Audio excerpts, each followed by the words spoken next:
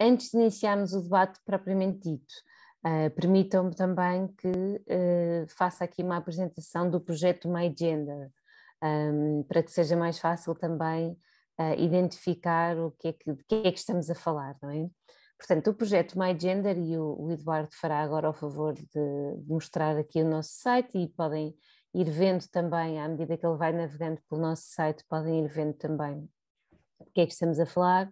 Portanto, o projeto My Gender, práticas mediadas a jovens adultos, promover a justiça nas e através das aplicações móveis. Juro que isto em inglês soa muito melhor, e a candidatura é feita essencialmente em inglês.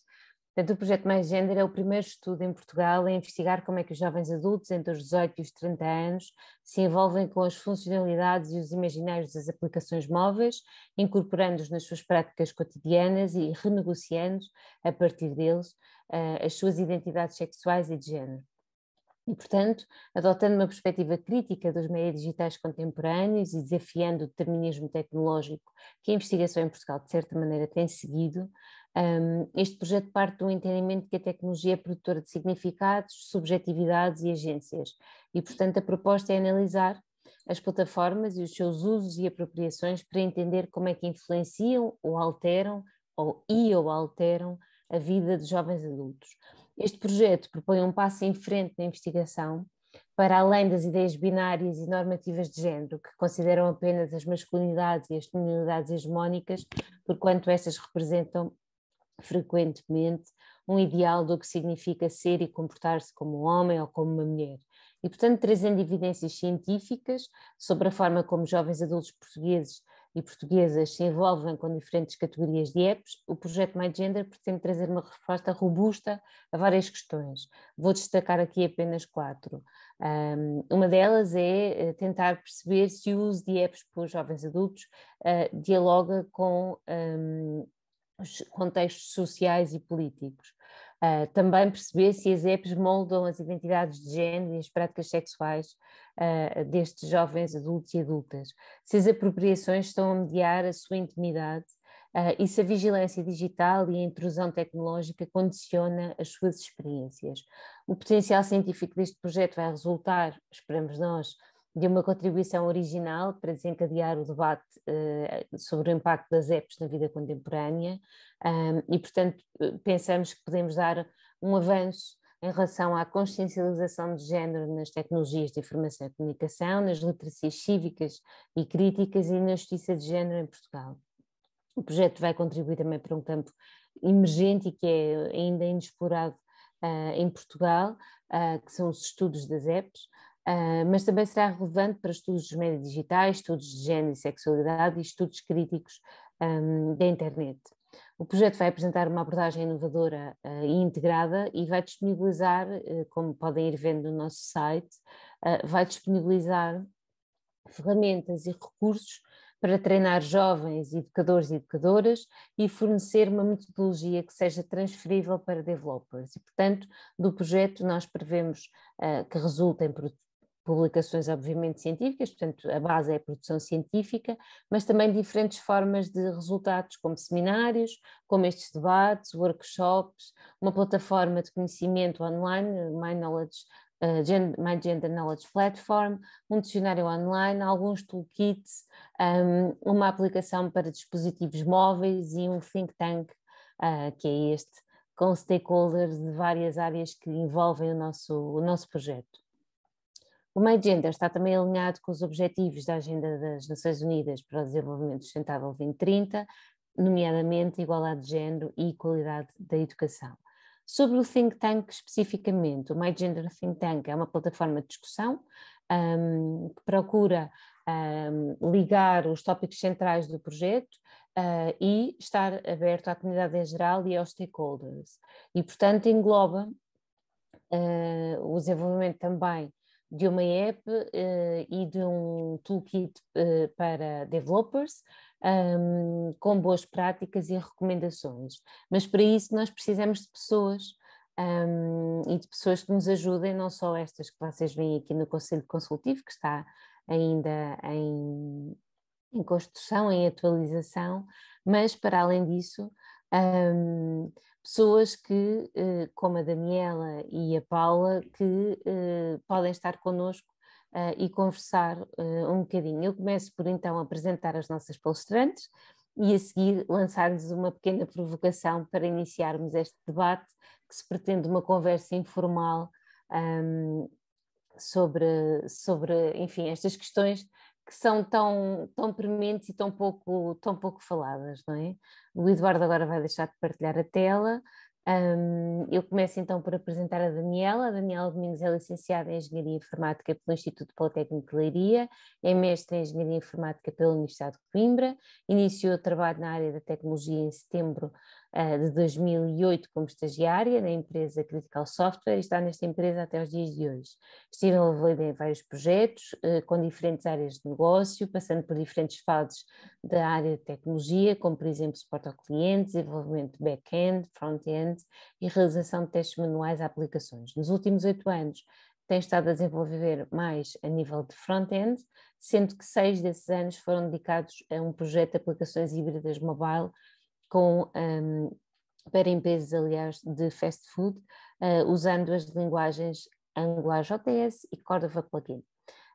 Mais recentemente está num projeto na área da banca, em que utiliza a linguagem Angular para o desenvolvimento de front-end e de Spring Boot para o desenvolvimento de back-end. Divide o seu tempo livre entre a família, as tarefas domésticas, o trabalho de voluntariado nas comunidades de Big Girls Portugal e agora mais recentemente também nas raparigas do Código. A nossa segunda convidada é a Paula Alexandra Silva, que é doutorada em Ciências da Computação pela Universidade de Lancaster, no Reino Unido, onde se especializou em design de interação humano-computador e explorou formas de reter e fomentar a criatividade e a inovação no design. Atualmente é professora auxiliar no Departamento de Engenharia Informática da Universidade de Coimbra, sendo uma professora com largos anos de experiência lecionando disciplinas orientadas ao design desde 2008 e materiais de ensino híbrido desde 2012.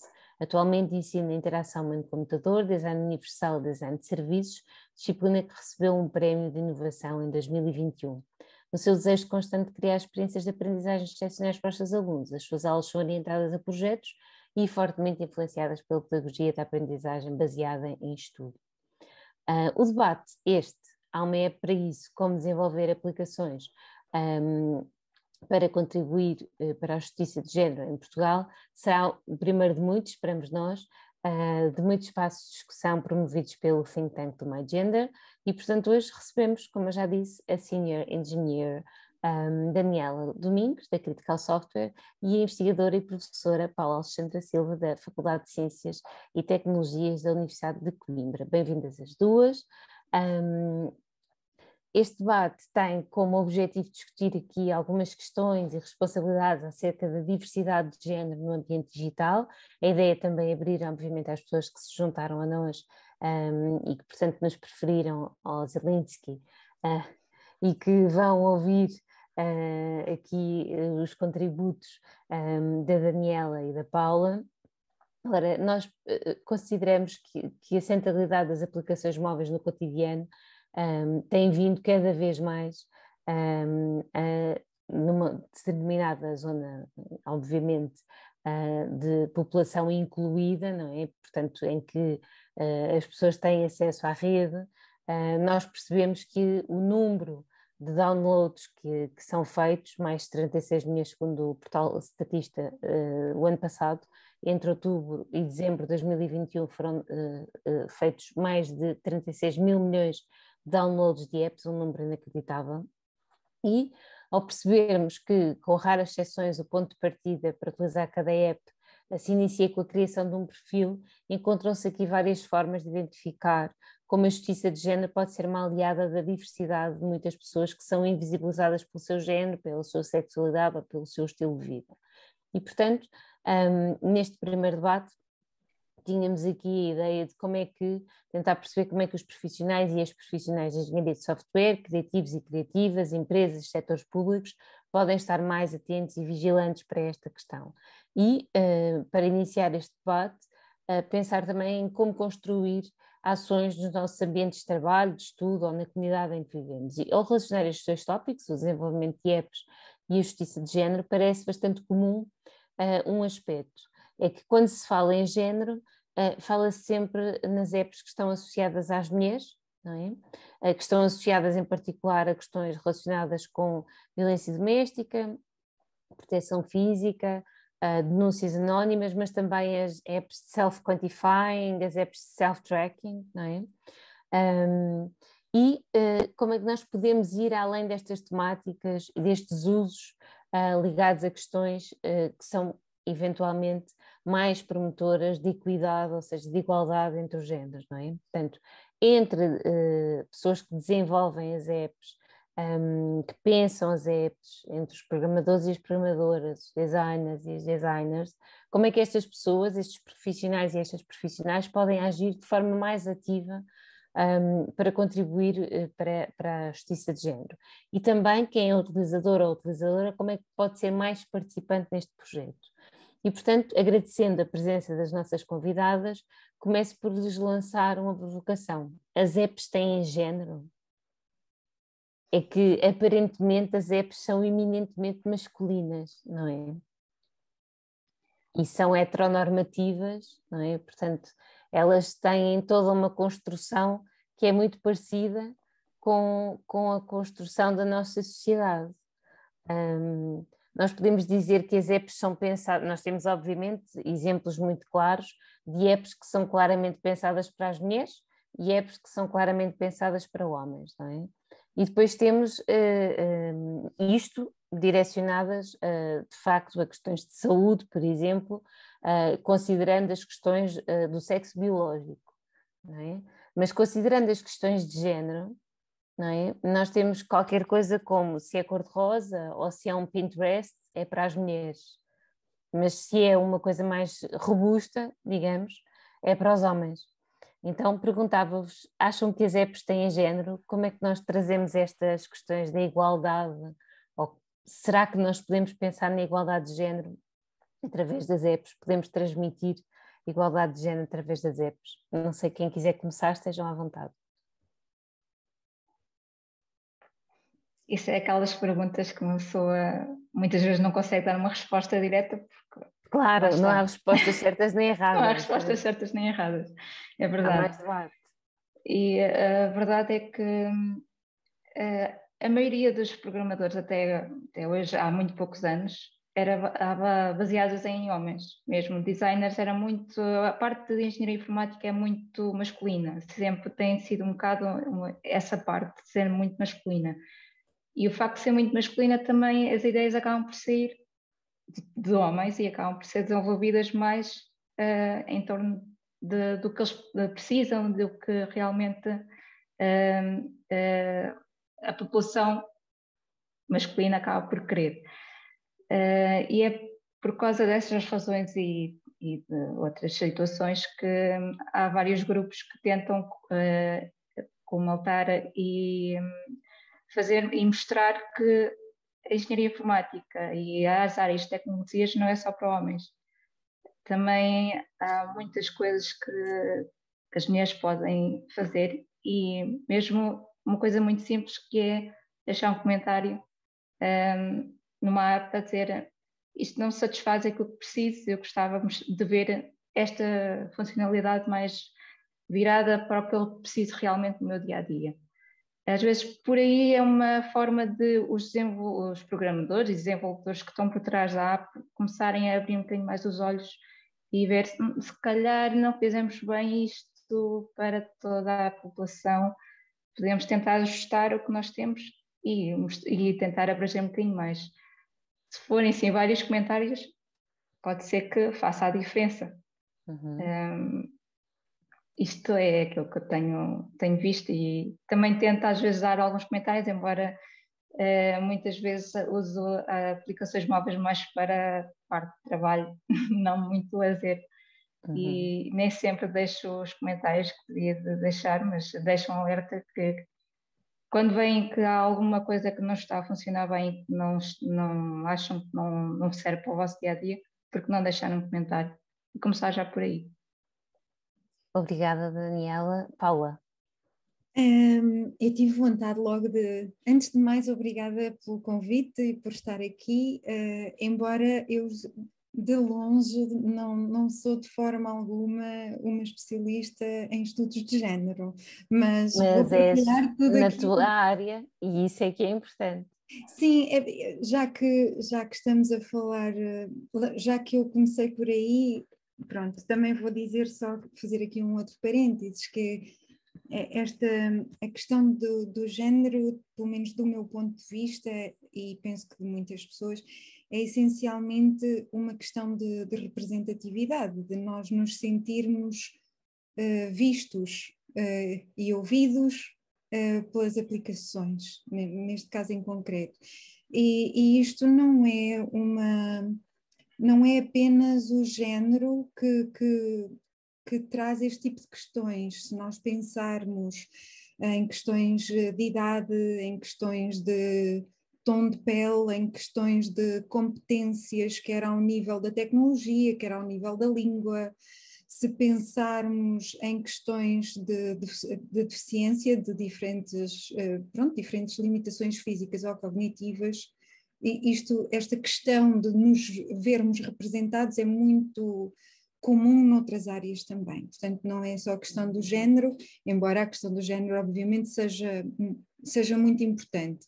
Mas acho que a principal razão porque esta questão é importante é porque o mundo é composto por todos nós, aquilo que nós produzimos e idealizamos hoje é aquilo que nós vamos produzir para o nosso futuro comum amanhã, então nós temos que ter estas coisas todas em mente. Em relação à pergunta, para não andar aqui a divagar em filosofias, eu diria que tu perguntaste, Inês, se as apps têm género, eu diria que tudo tem género. E uma das coisas que eu estava aqui a tentar procurar enquanto te ouvia a ti, a Daniela, foi um dos primeiros exemplos que eu ouvi lá por meados do ano 2012, em que tinham uma Lady Shave e uma Philly Shave, uma ao lado da outra. Uma era cor-de-rosa, a outra era azul. Uma era toda slick e contornadinha, a outra era azul escura, portanto muito mais robusta. Para além disso, a Lady Shave, né, que era toda cor de rosinha, tinha uma docking station de carregamento enorme. Portanto, tinha a assunção de que a mulher estaria ali em casa, quietinha, sossegadinha, a pôr-se bonita. E a Philly Shave tinha não só um estojo de viagem, o homem pode viajar à vontade, está sempre on the go, como tinha ainda uma pequeníssima chave de fendas, porque não fosse aquilo a variar ou se preciso dar um jeitinho, podia logo fazer. Portanto, todos os produtos que nós, provavelmente muitos dos produtos, embora as coisas tenham vindo a mudar desde há uns anos para cá, têm género. Nós em Portugal, então, sendo a língua portuguesa, não tendo a língua portuguesa o género neutro, não é? Quase tudo tem género. Em português, quase tudo tem género. Eu estava à procura há bocadinho também de alguns exemplos e nós quase não conseguimos escapar. É um agricultor ou é uma agricultora? É um mecânico ou é uma mecânica? E qual é que é a nossa tendência quando nós mencionamos estas coisas? Pronto, as profissões. O que é que nos vem à cabeça do mecânico? Ou do soldador? Ou da cozinheira? Ou da cabeleireira? E, portanto, eu diria que tudo tem género. Tudo. Não sei se devo continuar, mas tu fizeste mais perguntas, como fazer, o que fazer. Posso dar? Eu acho que não podes continuar, claro que sim, essa ideia é importante. Eu lembro-me daqui a uns anos atrás ter ido, aliás, fiz isso durante alguns anos, com alunos, participávamos na Semana dos 7 Dias com os Média, com o jogo, precisamente o jogo das profissões, íamos às escolas e as profissões eram genderizadas, não é? Nunca era a polícia, era o polícia, não é? Ou o bombeiro, nunca a bombeira. quando perguntávamos às crianças, podia ser ou não podia, elas diziam, pode sim, mas é o bombeiro, não é a bombeira. E lembro-me, falaste agora da cozinheira, lembro-me de uma portanto, eram imagens, eles identificavam a profissão, e uma das imagens era uma colher de pau, e quase todos os anos identificavam a mãe, não é? A colher de pau significava a mãe na cozinha, não é? E nós, de certa maneira, falamos até a falar, estamos no masculino universal, não é? Quantas vezes as mulheres dizem obrigado, não é? E falam para uma plateia cheia de mulheres, mas todos nós isto, nós aquilo, nós todos, não é? De forma fechada. E, portanto, há aqui, tudo tem género, eu acho que faz todo o sentido. Mas tu ias avançar para uma das questões que eu tinha lançado, fica à vontade. Pois, mas tu tens que me interromper, senão Não, isto não, também ficas à está muito vontade. chato. Já passa a bola a Daniel. Eu já agora queria mostrar aqui uma coisita. Gostava de mostrar no... Espera aí um bocadinho. Eu quero mostrar aqui uma coisa, porque tu falaste nas profissões e eu vou aqui... Tinha muito mais piada se eu conseguisse mostrar isto no site. Só um instante que eu vou abrir muito rapidamente.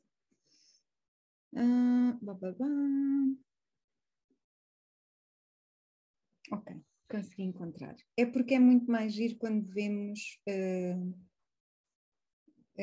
quando vemos a própria imagem. Aquilo que eu vou mostrar é uma coisa que tem totalmente a ver com isto que estamos a falar. Vamos lá ver. Não se riam muito da minha desorganização, está bem? Eu acho que até não vou transmiti-la muito. Mas estão a ver isto, não é? Uhum. Já estou a partilhar, não estou? Sim, estás. Isto é um esforço recente relacionado com emojis, não é? Uhum. Em que fizeram todo um esforço de, além de ter o emoji no masculino, ter no feminino. Portanto, nós aqui já temos então a profissão cabeleireiro, cabeleireira, cientista, cientista, polícia, não é? Por acaso, polícia é um dos poucos que não... Polícia é sempre polícia, não é? E eu achei muito interessante quando encontrei isto, porque esta é uma das coisas que nós podemos fazer, efetivamente. É nós, tomando consciência, e vou parar a partilha, tomando consciência de que, quer queiramos, quer não, e particularmente em Portugal, nós temos uma sociedade ainda muito patriarcal, muito masculinizada. O primeiro passo é reconhecer que a diversidade é importante e que todos nós trazemos estes preconceitos, estas pré-formatações para as quais devemos estar alerta. Portanto, o primeiro passo é reconhecer a necessidade da inclusão, da diversidade, da representatividade de todos. E tu estavas a perguntar o que fazer, acho que esse é o primeiro passo. Eu passava agora a bola aqui à Daniela, obrigada Paula, para perguntar uma coisa que me parece um pouco óbvia. Nós sabemos que uma grande parte das pessoas que trabalham ainda nas tecnologias, enfim, é uma área muito genderizada para o masculino, não é? E que há uma grande formatação também, até no próprio design, também se percebe isso, embora existam muitas designers mulheres, não é? Também há no próprio design uma certa masculinização, não é? É um bocado como as cidades parece que são masculinas, há uma grande parte das cidades parece que são feitas para homens, não é? E foram feitas para homens. E considerando esta questão da diversidade e da necessidade de inclusão, portanto, nós não podemos ter as apps. Quer dizer, não, o Facebook já não o faz, aliás o Facebook descobriu uma quantidade infinita de géneros, não é? Portanto a pessoa pode escolher o género que entender. Mas uma das coisas que é interessante é que, começando pelo perfil, em que a pessoa se pode caracterizar, não é, nas aplicações, uma boa parte das aplicações tem apenas a lógica binária, portanto a pessoa é homem ou é mulher, não é possível ser outra coisa que não homem ou mulher, portanto não há essa possibilidade. E depois há também uma outra lógica que está subjacente, é que parece que as pessoas, a não ser nas aplicações de dating, tudo o resto são aplicações para pessoas heterossexuais, não é? E a minha pergunta é, quando há o desenvolvimento de uma app, há não só um conjunto de profissionais a trabalhar, como há depois também utilizadores a quem se dirigem as apps, não é? Sim. Como é que se contorna esta questão a Paula falava há pouco do rosa e do azul, não é? Mas como é que se contorna isto? Quer dizer, como é que se produz, por exemplo, uma app que é maioritariamente feminina e, portanto, ela é, por exemplo, o Pinterest, e ela é utilizada de facto maioritariamente por mulheres, mas depois as apps que são maioritariamente masculinas são utilizadas por toda a gente porque parece que essas são aquelas que são as universais. Como é que se faz isto, sobretudo pensando nos utilizadores finais? E como é que nós chegamos a estes utilizadores finais? Ou seja, por exemplo, se tu vais fazer um teste, tu tens que ter uma representatividade dos teus utilizadores, não é? Normalmente, nesse caso, há sempre alguém que faz os estudos para quem é que vai ser mais, qual vai ser a maioria dos utilizadores daquela aplicação. No meu caso profissional, acabei por, já havia esses estudos e quando entrei no projeto já havia, as aplicações já estavam algumas online em diferentes países. E também havia sempre alguém responsável por fazer o design. Embora nós muitas vezes dizíamos que se calhar aquele botão não ficava muito bem ali, como utilizador já colocarmos na pele do próprio utilizador final e tentávamos dar algumas sugestões. O problema também é os clientes que estão depois por trás, que dizem, não, eu quero esta aplicação assim, quero aquele botão naquele sítio, não quero que seja mudado. Mas depois, ao mostrarmos que no terreno não funciona naquele sítio, por exemplo, estou a falar de um botão, ou pode ser uma imagem, por exemplo, no terreno não funciona, se calhar depois acabam por sentir que afinal não tomei a melhor decisão, deixa-me cá voltar, deixa-me ver se consigo dar aqui a volta à questão. Mas nesse caso de escolher as cores e tudo, havia sempre, nós tínhamos sempre o problema do ícone, do próprio cliente, as cores do ícone. Não podíamos mudar muito aquelas cores da aplicação, tínhamos de ter ali uma consonância entre a cor do ícone com a própria aplicação, mesmo as imagens, como eram produtos, produtos de comida, não podíamos fugir muito daquelas cores. Então as nossas acabavam por ser um bocado universais. Mas no caso de outras mais específicas que acabam por ser mais envolvidas mais para o público feminino, é claro, quando se está a desenvolver pensa-se logo feminino cor-de-rosa. Embora, por exemplo, eu sou mulher e nem gosto muito do cor-de-rosa, prefiro o azul. Pois é, tal ideia da estereotipagem, não é? Sim. A estereotipagem de atribuir cores aos géneros ou de atribuir exatamente. Características.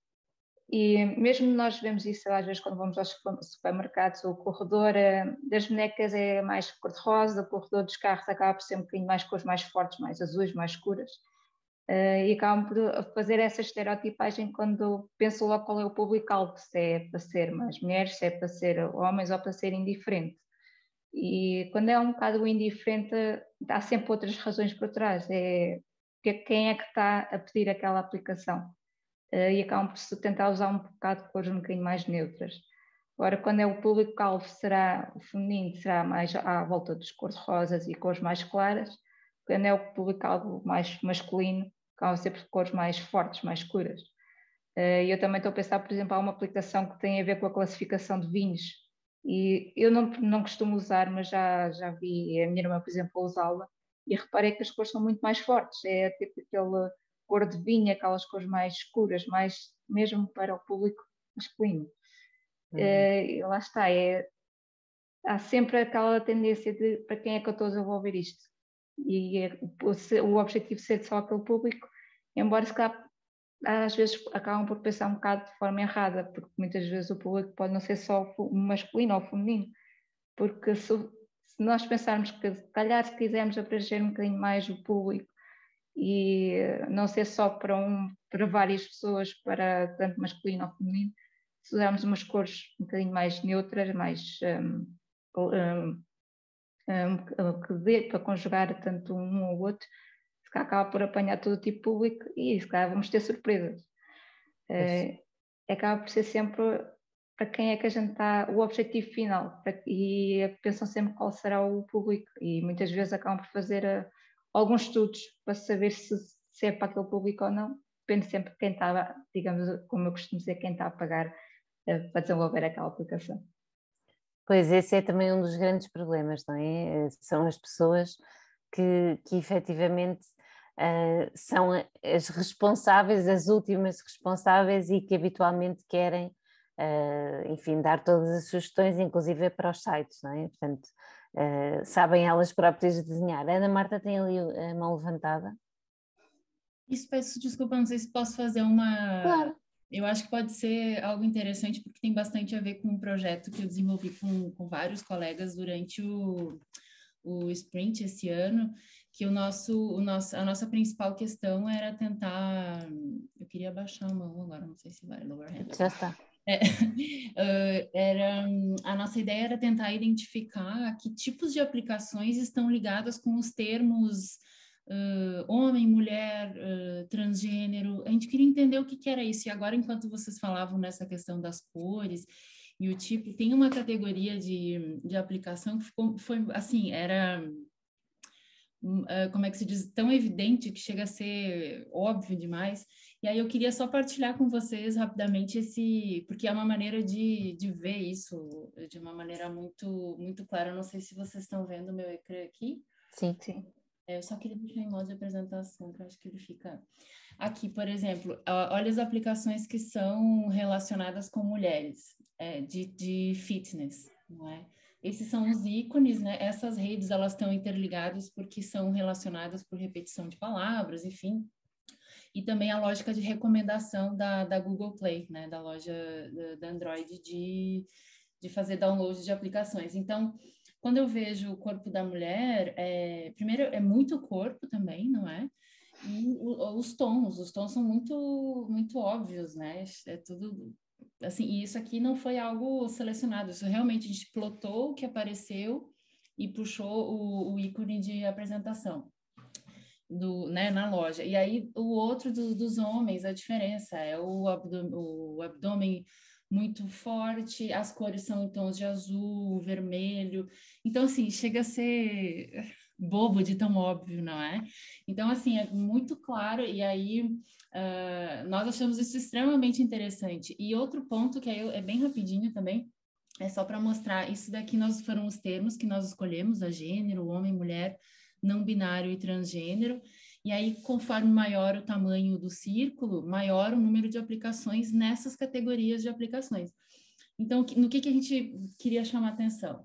Na parte masculina, games aparece bastante, né? Para homem é o que mais aparece. E depois, quando se fala na categoria de transgênero, parece que o transgênero ou os gêneros mais fluidos ou queer estão sempre ligados ao social ou ao namoro. Parece que essas pessoas não existem para ir fazer compras no supermercado, para pegar um táxi, para pegar alguma coisa, nada. Então, como a professora Inês falou no início, a gente acaba, a gente não, a esfera do desenvolvimento das aplicações acaba sendo muito um reflexo, infelizmente, do que é a nossa sociedade, não é? Então, assim, achei que isso ilustrava bem o que vocês estavam falando, principalmente aquelas aplicações de fitness. Eu só queria era colocar essa informação. Essa, Ana Marta, e nos jogos é interessante porque quase todas as bolinhas são maiores nos jogos, menos em transgênero, não é? E a gênero também não é algo que aparece muito. É engraçado porque nós descobrimos uma espécie de, como é que a gente pode dizer, um campo de jogos que eles chamam de roleplay, que é como se a pessoa jogasse e ela é uma personagem, uma outra pessoa. E essa personagem, às vezes, é uma prostituta, ou às vezes é alguém que não tem o gênero definido. É como se fosse um Second Life, né? Já não sei se as pessoas de hoje em dia ainda sabem o que é o Second Life, ou que seja um metaverso, alguma coisa mais recente, que tem a ver com isso, as pessoas serem uma outra coisa do que elas talvez não sejam, e isso estava muito ligado a gênero e também ao não binário. Não binário, isso é interessante. Bem interessante. Então, assim, são alguns insights desse projeto que eu tive vários colegas trabalhando junto comigo, mas que eu acho que, assim, né, ilustram muito bem o que a gente estava falando agora há pouco. E eu ia pegar precisamente, obrigada Ana Marta, eu ia pegar precisamente nesta questão do fitness e nestas ditas tradicionais categorias, porque há pouco a Daniela disse ali uma questão, ou colocou ali uma questão que eu achei muito interessante, que era de uma época de vinhos, não é? E que os vinhos, tal como os enólogos, não é? Aliás, há pouco tempo vi uma reportagem sobre mulheres enólogas e que era uma novidade, não é? Porque como se as mulheres não pudessem ser enólogas também, não é? E portanto há muito esta lógica de o fitness se dividir, não é? E há apps de fitness para homens e apps de fitness para mulheres. Depois, por exemplo, no dating é onde são mais reconhecidas as pessoas não binárias ou as pessoas que não são heteronormativas, não é? E é curioso porque as aplicações de dating acabam por lucrar nesse sentido, mas parece que em todas as outras aplicações as pessoas não podem ser queer, não é? Em todas as outras aplicações as pessoas são heteronormativas, não é? E, portanto, o fitness tem muito a ver com o que tu dizias há pouco, Paula, com a ideia quando foste buscar a questão do shave, não é? A ideia do rosa e do azul. E tu falavas da questão da inclusão, que tem tudo a ver, aliás, nós conhecemos-nos há uns anos atrás, precisamente por questões de inclusão a propósito da idade, no caso das pessoas mais velhas, e a questão da inclusão, da diversidade nas apps, também tem muito a ver com o que tu referias de uma sociedade que é altamente patriarcal, não é? E que não é apenas aqui, não é? Estamos a falar nas sociedades, sobretudo ocidentais, e na produção de apps no mundo ocidental, não é? Uma reprodução, digamos, dos ditos papéis de género das sociedades ocidentalizadas, não é? Eu acho que eu concordo totalmente e a propósito, Ana Marta, gostei muito de ver lá os resultados do seu projeto anterior, acho que são muito esclarecedores. Fico curiosa de saber porque é que os jogos estão assim, mas eu acho que é porque a sociedade, os jogos são uma área que exige muita investigação.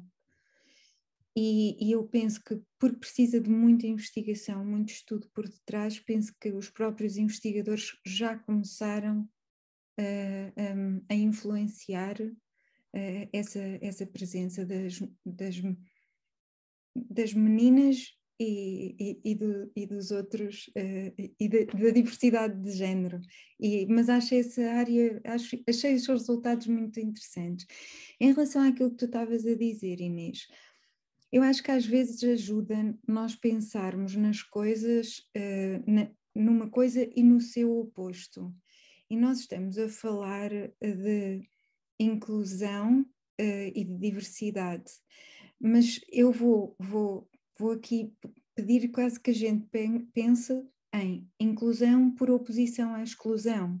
E foi muito interessante que a primeira intervenção da Daniela foi dizer, então vão lá às apps e deixem feedback, eu não me sinto nada representada aqui. E a palavra inclusão é muito positiva e deve ser praticada, usada no discurso e praticada, posta em prática. Mas a palavra exclusão é muito mais forte e abana-nos um bocado. Tu estás a pôr de lado, estás a tirar. E então, se nós não tivermos esse cuidado, é isso que nós estamos a fazer. Nós estamos a dizer aquilo que se pode e aquilo que não se pode fazer, e estamos a excluir. Outra coisa que eu estava a achar muito interessante na nossa conversa, até a Ana Marta nos vir voltar a colocar no curso correto, é que parece-me que esta discussão inclusivamente tem 2 níveis. Portanto, o nosso objetivo e o objetivo do vosso projeto é a diversidade de género, que inclui um espectro muito largo de coisas a que nós devemos estar atentos. No entanto, como nós ainda estamos tão longe de lá chegar, nós, na maior parte do nosso discurso, temos estado a falar de masculino e feminino. E eu acho que é importante nós termos consciência disto, porque realmente nós temos que ir passo a passo, agindo com pequenos objetivos, até que consigamos alcançar o nosso objetivo final, que é um espectro muito mais largado. E há bocadinho eu dizia, portanto, o primeiro passo é realmente reconhecermos que é necessário garantirmos a representatividade de todos, a diversidade, etc. E agora até lhe disse, é preciso nós pensarmos na exclusão, no que estamos a excluir. Penso que a outra coisa que nós podemos fazer é realmente pegarmos nesse espectro e explicitá-los para todos, para que então saibamos que de facto existem todas estas diferentes perspectivas, diferentes nuances, porque para nós que provavelmente estamos aqui porque temos interesse nesta temática, nós já estamos alerta para isso, mas eu não sei até que ponto as pessoas mais convencionais que já estão nas equipas de desenvolvimento, quer de design, quer de implementação, não é? Portanto, nas equipas de desenvolvimento na sua completude, estarão alerta para todas estas diferenças. Portanto, um outro passo seria, explicitar quais são estas diferenças. E agora pegando um bocadinho na tua pergunta original, porque tu perguntaste no início, Inês, o que é que podemos fazer? E do ponto de vista do design e do design de interação, aquilo que nós podemos, um dos passos é a participação, e a participação e representatividade de todos nas equipas. Mas mesmo que a equipa tenha equidade, tenha representatividade, etc., mais uma vez, isto não retira os outros pontos, porque nós mulheres e algumas das pessoas que não têm esta confiança em si, ou a vontade de chocar com os outros para fazerem vincar as suas posições, porque todos temos o direito de estarmos bem na nossa pele e não termos que forçar a sociedade a vir ao nosso encontro. Pode não ser o caso, mas em todo o trabalho cooperativo há muitas questões de diálogo que nós temos que alertar, quase que como aquelas regras básicas do brainstorming. Não julgar, dizer ideias sem pensar, tudo é válido. É quase que como, mesmo nestas conversas no trabalho interdisciplinar que existe no desenvolvimento de uma app, e tem que existir, desde o user research ao design, à implementação, à validação, nós temos que ter esta representatividade e deixar que todas as vozes se ouçam e vão conduzindo o processo. Eu acho que isso é uma ótima ideia para eu passar aqui um gancho à Daniela e perguntar, tu que fizeste a tua formação na engenharia informática, não é, de base, e depois ao nível do mestrado, até que ponto estas questões, e aqui olhando para a diversidade, e eu sei qual é a resposta da Paula, porque a Paula está desse lado, portanto pergunto agora a ti, que recebeste essa formação, não é, e que depois foste colocar em prática, enfim, os ensinamentos e a teoria e a prática também que aprendeste. Pergunto-te até que ponto é que a necessidade de incluir estas questões de diversidade, questões de género, mas não só, há pouco falámos também das questões de idade, não é? Por exemplo, ou seja, incluir todas as pessoas, não é? E, portanto, trazer a diversidade. Até que ponto é que é necessário, e a Paula leciona precisamente design da interação, não é? E a interação humano-computador, até que ponto é que é de facto urgente trazer para os currículos, não é? Para os planos de estudo, estas questões. Nós nas Geek Girls Portugal temos a iniciativa de tentar trazer mais mulheres para as tecnologias, não é? O governo lançou inclusive, penso que houve 2 edições, ou 3, já nem sei, sobre as engenheiras, não é? E um dia como engenheiras. As engenheiras por um dia. Engenheiras por um dia, exatamente, obrigada. Que foi uma iniciativa da Secretária de Estado para a Cidadania e Igualdade de Género, a Rosa Monteiro. Mas isto tudo precisamente porque se reconhece esta ideia masculina que também parte de uma lógica masculina de ensino, não é? Tendencialmente masculina. E eu perguntava-te, tu que foste estudante nesta área e que agora és profissional desta área, até que ponto é que achas que de facto é preciso adaptar os currícula para pensar as questões da diversidade e sobretudo usando a expressão que a Paula utilizou muito bem, da não exclusão, não é? Para além da inclusão, pensar em quem é que não se deve excluir, porque ao excluir o que estamos a fazer é invisibilizar essas pessoas, é retirar a sua representação, como tu dizias no princípio. Eu como estudante, acho que foi o primeiro ano que no Politécnico de Leiria entraram tantas raparigas para o curso de informática. Éramos cerca de 100 pessoas e entraram cerca de 20. Mas nessas 20, no ano a seguir só metade é que continuaram e no terceiro ano só para aí 1/3 é que continuaram o curso. Isto porquê? Porque muitas entraram de forma errada. Escolheram aquela opção, mas na verdade não eram aquilo que queriam. E depois, às vezes, os cursos de engenharia, estou a dizer os cursos, mas pode não ser só os cursos. O próprio currículo do nome, de ter só o nome das cadeiras nos cursos, podem dizer um bocadinho, não é bem em erro, mas não explicam o que é que realmente é. Isto porque já vi várias pessoas dizerem que muitas vezes acabaram por não escolherem uma área de mais programação porque viram lá muitas cadeiras com o nome de programação 1, programação 2, programação qualquer coisa e pensaram, então, mas programação é o quê? Eu não vou gostar nada disto. E acabaram por seguir um curso um pouco mais ao lado, tipo engenheiros físicos, matemáticos, mais virados para áreas abstratas. E quando tiveram contacto com uma área de programação, uma linguagem, é que viram, eu gosto mesmo disto, eu quero seguir esta área. E acabaram por ver que se calhar um curso mais virado para a área de informática até iam gostar de o ter feito. Eu, no meu caso, eu fui um bocado influenciada para ir para a área de engenharia informática, porque o meu sonho não era ser engenheira informática. E quando entrei no Politécnico, eu pensei, bem, vamos ver se eu me consigo adaptar ou não.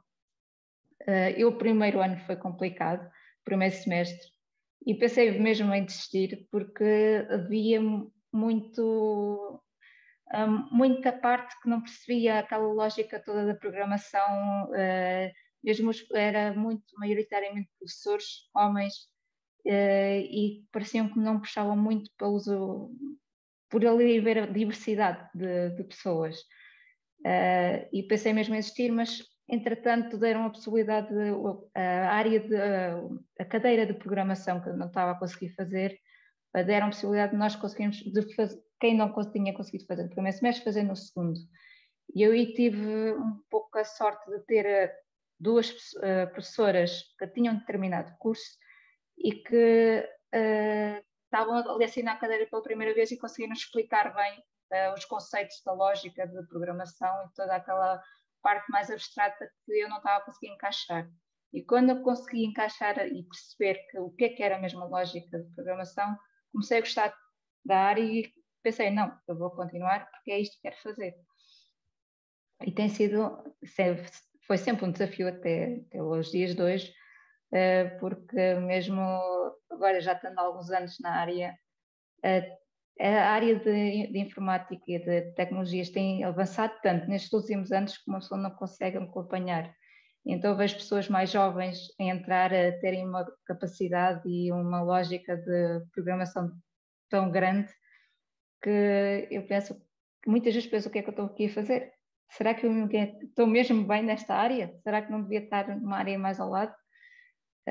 Mas a verdade é que esta diversidade, e tenho notado nestes últimos anos também entrarem várias diversidades de pessoas, não só de género feminino, mas também mesmo novas formas de pensar, e é bastante bom ter mesmo este tipo de formas de pensar nos nossos projetos, porque conseguimos não só ver os processos que nós já estamos habituados, mas a abrir um bocadinho mais o nosso horizonte e perceber que há outras formas de fazer e que se calhar até são melhores do que nós estamos habituados a fazer.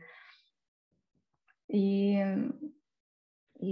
sim, esta tem sido uma luta, colocar mais, ter aqui uma diversidade de pessoas nas áreas de tecnologias, mas acho que aos poucos e poucos vamos conseguindo alcançar os nossos objetivos.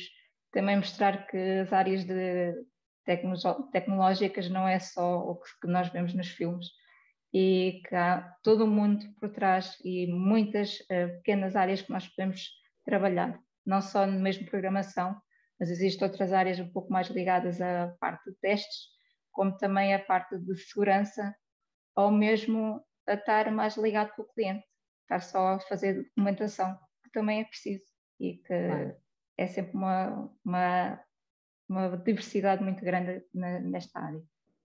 Claro, juntando ao que dizia a Paula, trazer a diversidade para dentro das equipas, não é? É o que permite depois trazer a diversidade para os outputs dessas equipas, não é? Não sei se a Paula quer acrescentar aqui alguma coisa. Quero dizer uma coisa que tem, pronto, que me veio à cabeça enquanto ouvia a Daniela, que realmente precisamos de pessoas a implementar, e precisamos de pessoas a implementar porque, voltando ao exemplo das profissões, se nós usarmos o Google Tradutor e pusermos outra vez as profissões por omissão, o sistema vai traduzir então piloto, ou vai traduzir, portanto, piloto vai ser um homem e a hospedeira de bordo vai ser uma mulher, se nós fizermos esta tradução, não é?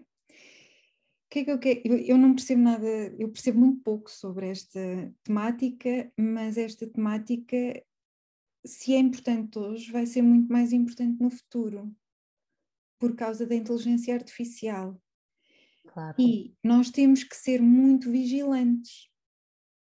A única forma que nós podemos, que nós podemos ter, que torna as coisas muito mais balanceadas, é mantermos vigilantes. E quando a Daniela falou na questão de também temos que programar, também temos que estar na própria implementação, foi isso que me veio à cabeça. Foi as questões relacionadas com a inteligência artificial e o futuro que temos à nossa porta. E já agora eu gostava de partilhar, sei lá, acho que nós também temos que levar daqui algumas lições práticas, e embora eu não, como disse no início, eu não sou uma investigadora da área de género, sou interessada na matéria, mas não sou investigadora. No entanto, eu estou a organizar uma conferência este ano, e nós já começámos a preparar tudo no ano passado, bem, em setembro. Começámos a pensar quem seriam as pessoas que deveríamos envolver. E a verdade é que, embora eu não seja uma grande ativista destas temáticas, às vezes incomodava-me nas conferências ver apenas homens como keynote speakers, ou a maior parte das pessoas com papéis de responsabilidade nas conferências serem essencialmente homens. Parece que nós, como dizia a Daniela, nos filmes nós também só vemos aqueles homens e aquele perfil. E então, uma das coisas que eu acho que nós podemos fazer é determinarmos logo no início que vamos cumprir este e aquele critério. Usando o meu simples exemplo, eu no comitê organizador dessa conferência, que tem muitas pessoas, eu fiz questão de ter um homem e uma mulher, um homem e uma mulher, um homem e uma mulher, porque eu acho que nós temos a responsabilidade também para as gerações futuras de dizer que todos podemos cumprir qualquer papel, desde que esse seja o papel que nós queremos para nós, não é? E ao mostrarmos que podemos ocupar determinados lugares, talvez o consigamos. Quando ouvia, ou talvez consigamos progressos, quando ouvia a Daniela a falar do cliente e até mesmo da empresa, quais são as decisões que tomam, etc., lembro-me também de uma outra coisa, que é a grande maioria dos CEOs, das pessoas que têm, desculpem, são homens. Logo, quer queiramos, quer não, isto acaba por influenciar tudo, as decisões, a representatividade, tudo. Então nós também temos que comunicar ao nosso diretor da melhor forma possível que talvez seja bom considerar estes aspectos. E agora vou pedir que me desculpem por um minuto, porque eu não sei o que é que se passará claro ali. Que sim, Até já, claro que sim. Enfim, eu acho que nós podemos também fazer agora aqui um fechar da nossa conversa, e precisamente considerar esta última ideia da Paula, estendendo à sociedade, não é? Enquanto nós não tivermos uma sociedade que é representativa do ponto de vista político, não é? Não é um acaso os estudos feministas enfim, a segunda vaga do feminismo nos Estados Unidos era muito ancorada ao feminismo radical e à ideia do pessoal é político, não é? E realmente sem nos posicionarmos e sem de facto mostrarmos a necessidade da representatividade de todos e de todas e dos diferentes espectros e de todas as nuances, como bem dizia a Paula há pouco, e a diversidade, como explicava a Daniela, se não incluirmos tudo isto nos nossos currículos escolares, nós não conseguimos que as pessoas tenham esta consciência, não é, da justiça de género. E portanto eu queria agradecer muito às nossas convidadas, à Daniela e à Paula, muito obrigada por terem participado neste primeiro debate do Think Tank.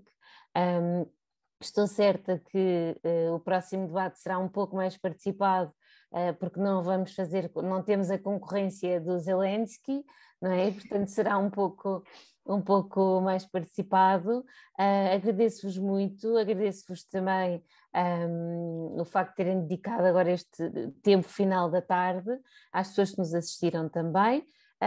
Nós vamos disponibilizar, entretanto, esta sessão no nosso site, mygender.c.pt, e, portanto, ficará disponível em breve. Muito obrigada a todas e a todos e até breve. Obrigada. Muito obrigada também. Pelo convite. Tchau, obrigada. Adeus, obrigada.